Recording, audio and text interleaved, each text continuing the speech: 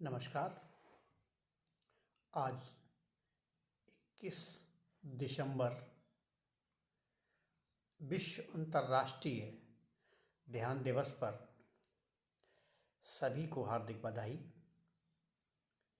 हम सभी की जीवन शैली की पद्धतियाँ दिव्य साधनाओं पर ही आधारित हैं, जिसमें ध्यान एक दिव्य साधन मार्ग है जो हमें अध्यात्म की यात्रा पूर्ण कराने में मदद करता है।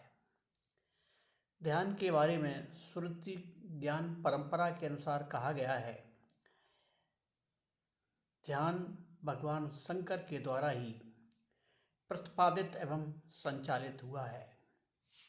बाद में यह ध्यान ऋषि मुनियों ने परंपरागत रूप से संसार के अलग अलग भागों में अपने अपने अनुसार प्रचलित एवं प्रसारित किया। बाद में अन्य धर्मों ने भी इसको अपने ही अनुसार प्रचलित और प्रसारित किया। जैसे बौद्ध धर्म में विपासना ध्यान की पद्धति है, जैन धर्म में धर्म योग ध्यान की पद्धति है। कई प्रकार के फाउंडेशन जैसे ईसा फाउंडेशन है, उनमें ध्यान मार्गदर्शिका है। हरिद्वार योग पीठ के द्वारा महर्षि पतंजलि का योग साधनाएं हैं। श्री श्री रविशंकर जी का जो है योग के साथ साथ ध्यान में उनका जो है लिविंग ऑफ आर्ट है। किसी भी प्रकार से आध्यात्मिक गुरुओं ने, ऋषियों ने, योग गुरुओं ने, अन्य साधकों ने ध्यान को अलग अलग प्रकार से प्रचलित एवं प्रचार करने का प्रयास ही होता रहा है।